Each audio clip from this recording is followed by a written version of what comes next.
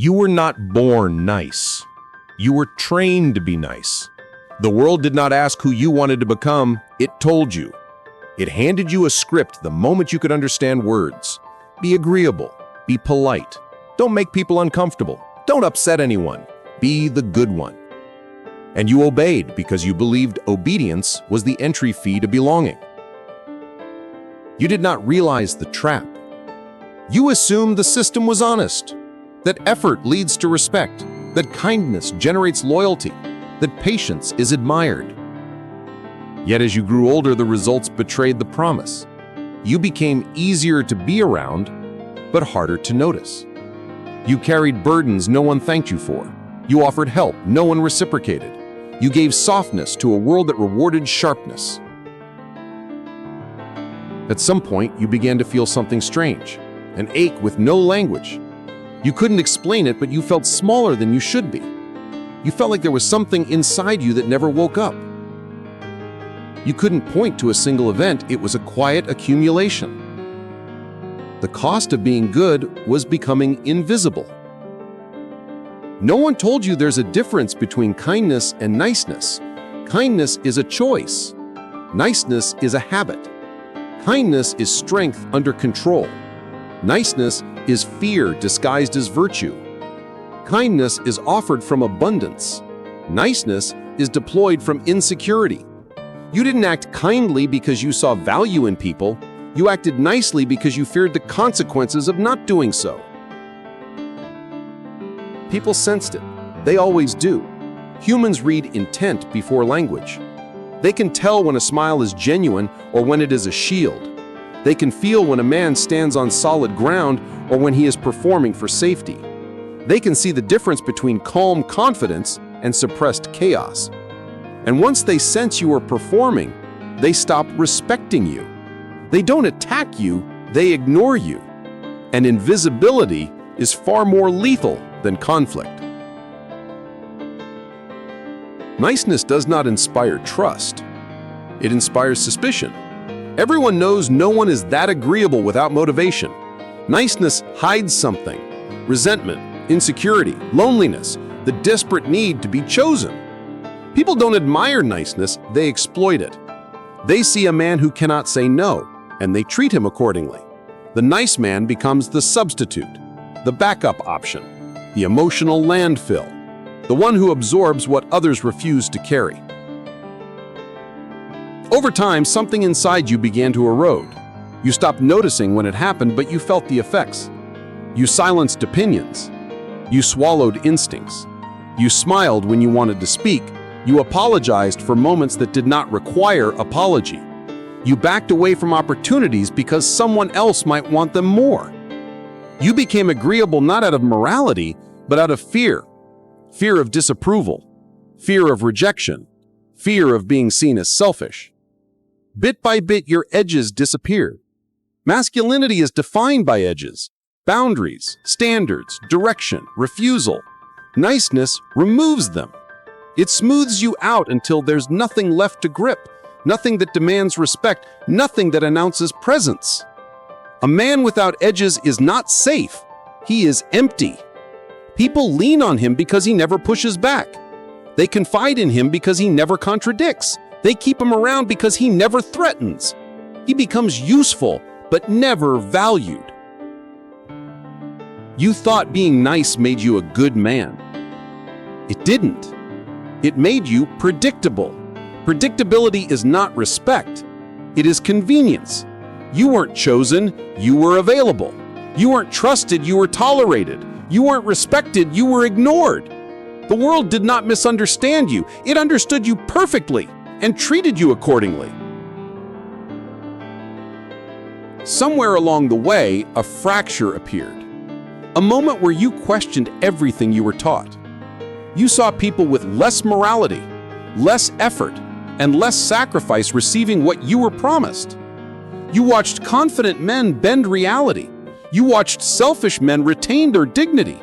You watched unapologetic men get chosen without trying. And you felt something dangerous: envy. That envy was not weakness. It was the truth trying to wake you up. You began to sense the lie. You realize the system was never designed to reward niceness. It was designed to control people who fear disapproval. It rewards those who take, not those who wait. It respects men who know their value, not those who negotiate it. This fracture is not a crisis. It is the beginning. You are starting to see the real cost of niceness. Not the external cost, the internal cost. The cost paid in silence, in bitterness, in the quiet resentment of watching lesser men climb while you hold the door open. The cost of knowing you could have been more, had you not been so busy trying to be good. You don't need to stop being kind. Kindness is power when you can afford it. What you must stop being is nice. Nice is what happens when a man fears himself. Nice is self-erasure disguised as virtue. Nice is a man who wants respect without risking conflict. Nice is the slow death of identity. There is a version of you the world has never met. Not because you lack potential, but because you hid it. You covered it with apologies and softness and silence. You thought you were protecting yourself. You were burying yourself. The fracture has appeared. You can pretend you didn't see it, or you can follow it. One choice maintains the mask. The other destroys it. Power has rules, whether you acknowledge them or not. It is not mystical, and it is not accidental. It is a currency. People sense it. They measure it. They respond to it instinctively. Every human interaction is a negotiation of power, and every social hierarchy is an exchange of it. Yet you were never taught this. You were told to be nice, as if niceness itself had value. It doesn't. Niceness has no market. Power does. The world does not reward virtue. It rewards leverage. A man with power can choose to be kind, and his kindness is respected because it could have been withheld. A man without power is forced to be nice, and his niceness is ignored because it has no consequence. The difference between kindness and niceness is not moral, it is economic. One is scarce, the other is abundant. People don't value what costs you nothing. When your approval is free, your presence becomes cheap. When your attention is unconditional, it becomes unwanted. When your effort is automatic, it becomes invisible. This is the paradox the nice man never sees. The more he gives without regard to value, the less valuable he becomes. You didn't know you were participating in an economy. You thought relationships operated on fairness. You thought effort was loyalty. You assumed that if you were useful, you would be protected. But usefulness without power doesn't create loyalty. It creates dependence. And dependence breeds resentment. You become the man others rely on because you don't know how to stop them. In nature, undefended resources are consumed. In human behavior, undefended men are used, not because others are malicious, but because systems consume what is available. If you do not protect your time, your energy, and your identity, someone else will claim them, not out of hatred, out of instinct. People can sense when a man has no resistance. They move toward him, not out of admiration, but out of appetite. This is why you are exhausted. You are not tired from doing good, you are tired because everyone takes from you. You have no price, so the world treats you like a free resource. You carry emotional burdens that aren't yours. You solve problems you didn't create. You clean messes you didn't make. You do this because you believe niceness earns recognition. But recognition is not a product of virtue. It is a product of scarcity. People value what is difficult to obtain. You are not difficult.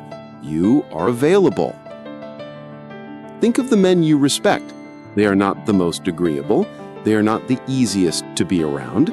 They are not selfless. They are selective. They have edges. They refuse without apology. Their time feels expensive. Their presence feels earned. They don't ask for permission. They move through life with authority because they understand the economy you were never taught. Power is not effort, it is boundaries. The nice man confuses compliance with character. He thinks his willingness to sacrifice proves something. It does, but not what he hopes. It proves he has no power. Power is not measured by what you give, it is measured by what you can refuse. The moment you cannot say no, the world interprets everything you say yes to as weakness. You thought the world would admire your patience, your loyalty, your willingness to care. Instead, it treated those traits as confirmation that you would never rebel. People respect the man who can walk away, not the man who waits to be chosen. They fear losing the man who values himself, not the man who discounts himself for inclusion. The world rewards the cold, calm, controlled man, not because he is cruel, but because he has something to protect. His restraint is not niceness, it is sovereignty.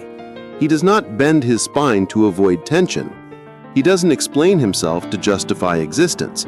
He speaks less because he doesn't need words to assert value. People follow him because they know he doesn't need them. Power attracts, not because it demands attention, but because it does not chase it. There is a psychological price to playing the role of the nice man. It is a slow decay. You become resentful without understanding why. You feel invisible without knowing when it started. You sense the world owes you something, but can't articulate what. The truth is simple. You invested in a currency no one trades. You believed niceness had value. It doesn't. Not in the economy you live in. Power has always been the real currency. Respect is its interest. Influence is its profit. Niceness? Niceness is the tax paid by men who never learned the rules. The moment you understand this, something shifts. You stop asking why others don't appreciate you. You start asking why you ever gave them access without price. You were not rejected because you lacked goodness. You were ignored because you lacked leverage. You weren't nice because you cared about others. You were nice because you feared what would happen if you weren't. That is the truth no one tells you. Niceness was never a moral choice. It was an escape route, a strategy, a shield. You used it the way a frightened animal uses stillness, hoping the predator walks past. You thought avoiding conflict made you wise. It didn't. It made you predictable. You thought staying quiet kept the peace. It didn't. It kept you small. Niceness wasn't the presence of kindness. It was the absence of self.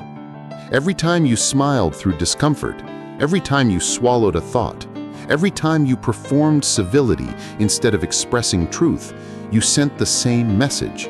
My existence has conditions. That message shaped your identity long before you realized what it was costing you. Niceness is not a virtue. It is a coping mechanism. It forms in childhood when approval feels like oxygen. You learned early that expressing needs created tension, and tension led to punished childhood when approval feels like oxygen. You learned early that expressing needs created tension, and tension led to punishment, shame, or withdrawal. So you adapted. You learned to become soft, agreeable, compliant. You learned to anticipate others' emotions before acknowledging your own. You became an expert at harmony, not because you loved peace, but because you feared the cost of being honest. This is why niceness feels exhausting. It is not who you are, it is who you became to survive. Niceness is avoidance in disguise. You don't avoid conflict because you are peaceful. You avoid it because you doubt your right to exist without permission. You don't avoid saying no because you care about others. You avoid it because you fear what no reveals about you: boundaries, desires, identity. Saying no forces you to be seen, and being seen feels dangerous. The nice man doesn't fear aggression. He fears exposure.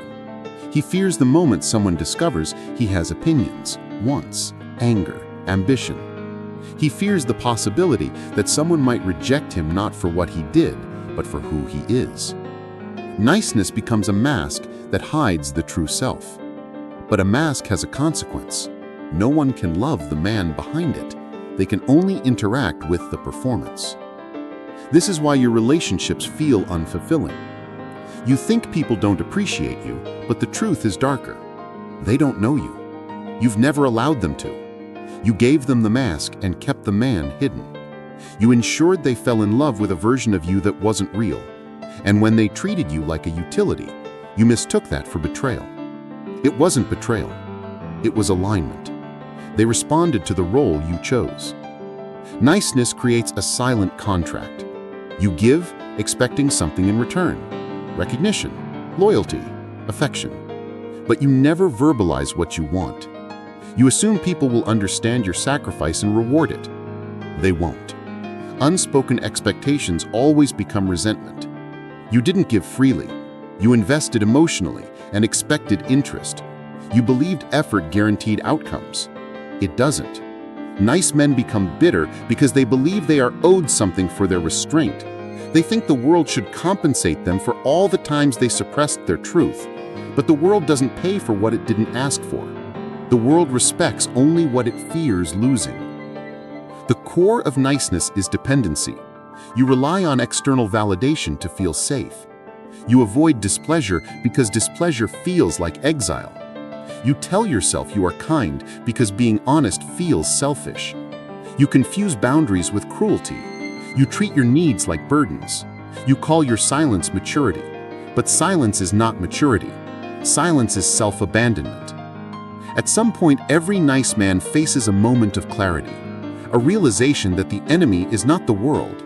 It is the part of him that surrendered without negotiation, the part that believed approval was survival, the part that mistook obedience for connection, the part that feared rejection so deeply that it traded identity for acceptance. You were not oppressed, you were compliant. No one took your power, you outsourced it. You assumed kindness would protect you from conflict, but it only prevented you from becoming someone worth conflicting with. That is the dark root of niceness. It is not about caring for others. It is fleeing yourself. It is the refusal to confront your desires, your worth, your instincts. It is the denial of your edges. And a man without edges cannot be respected, desired, or remembered.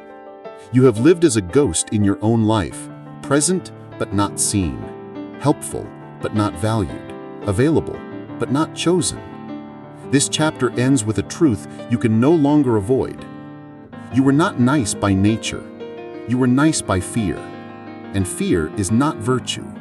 Fear is a prison. Power does not appear out of nowhere. It returns the moment you stop giving it away. You spent years leaking strength through apologies, hesitations, and unspoken resentment. You thought you were protecting relationships, but you were dissolving your identity. Now the reversal begins, not through aggression, but through refusal. The first act of power is not dominance. It is the simple, unshakable recognition that you are no longer available to be used. A boundary is not a weapon. It is a declaration. It announces that your existence is no longer negotiable. The nice man never declared anything. He waited for others to define him. The sovereign man ends the wait. Boundaries do not push others away. They reveal who was never meant to stay. When you stop agreeing by default, the people who depended on your compliance will recoil. They will call you distant, arrogant, selfish. They will accuse you of changing. They are right. You are changing. And of course they don't like it. Your lack of resistance was profitable. This is the cost of reclaiming power. You will lose the people who never saw you as a person, only as a service. You will lose the relationships built on your silence. You will lose the comfort of being predictable. But what you gain is worth more than all of it. You gain yourself. You gain the voice you buried.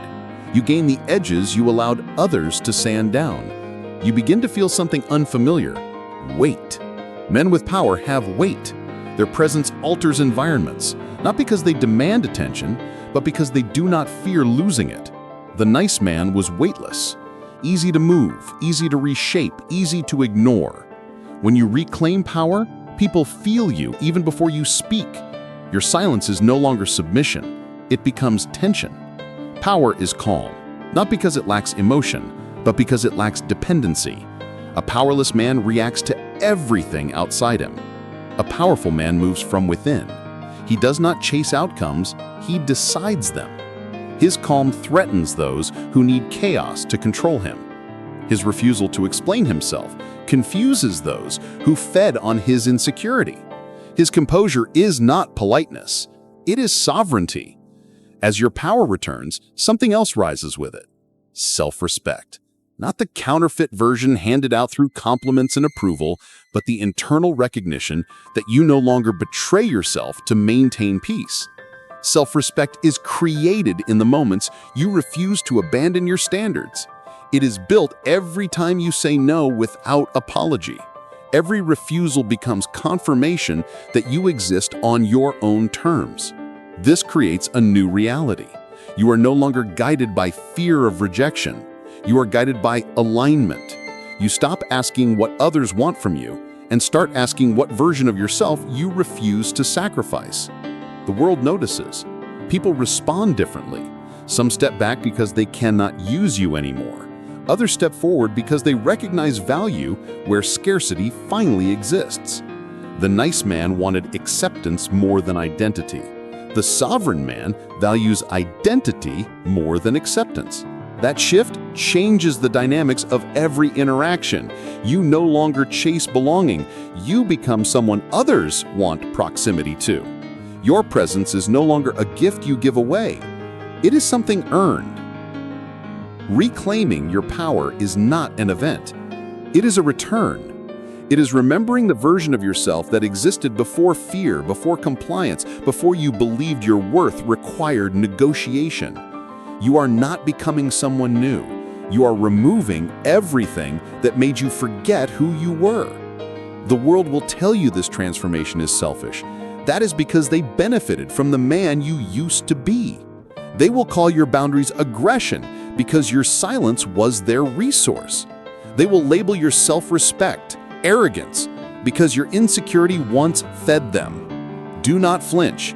You are not here to be consumed. You are here to exist. Power begins the moment you stop apologizing for it. There comes a moment when a man stops negotiating with who he used to be. That moment is not loud. It does not arrive with applause. It happens quietly, like a door closing behind you.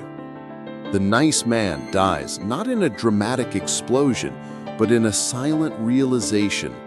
No one is coming to reward your compliance. No one is impressed by your sacrifice. No one is obligated to appreciate what you gave away freely. The world does not change when the nice man disappears. You do. You stop trying to be liked and start becoming someone who cannot be ignored. The difference is not attitude, it is identity. Being likable is a performance. Being unignorable is a presence. You don't chase attention, you create gravity. People adjust themselves around you because they sense something they can no longer manipulate: standards. When a man no longer fears loss, he becomes different. His decisions carry weight. His silence carries intention. His words stop asking for permission. He does not argue. He does not explain. He does not justify. Explanation is for men who doubt themselves. A sovereign man does not speak to be understood. He speaks because his words are final. This change is not arrogance. It is alignment. It is the moment you realize kindness without power is a liability.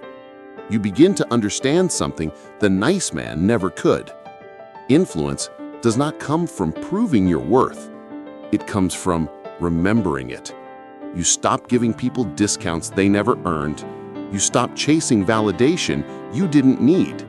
You start valuing your time, your energy, your presence, and yourself.